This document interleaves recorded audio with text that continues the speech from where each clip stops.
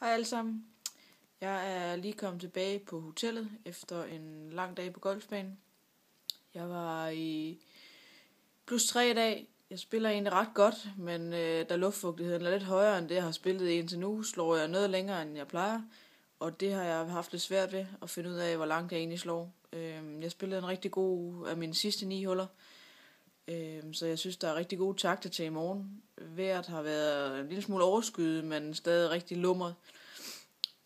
Så jeg håber på, at det bliver lige så godt i morgen. Lige nu ser det meget mørkt ud, så jeg ved ikke, om der måske kommer lidt torden senere. Men jeg håber, at alle lige når at spille færdigt, så man ikke skal starte tidligt i morgen. Men jeg skal stadig ud 13:20, så 12:20 dansk tid i morgen.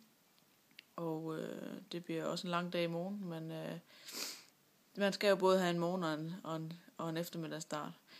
Men efter spil i dag var jeg lige kort på rangen, for jeg synes, der var lidt problemer for 10. Med ikke rigtig, bolden fløj ikke rigtig, som jeg gerne ville have den.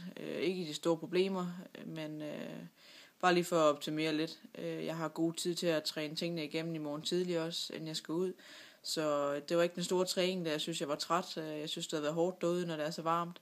Så nu vil jeg slappe lidt af, og derefter vil jeg lave noget fysisk træning. Jeg har mit styrkeprogram med, som jeg laver her på værelset, både med elastikker og nogle bolde. Så det vil min dag kommer til at gå med, men jeg holder selvfølgelig opdateret efter min runde i morgen. Kan I have det godt?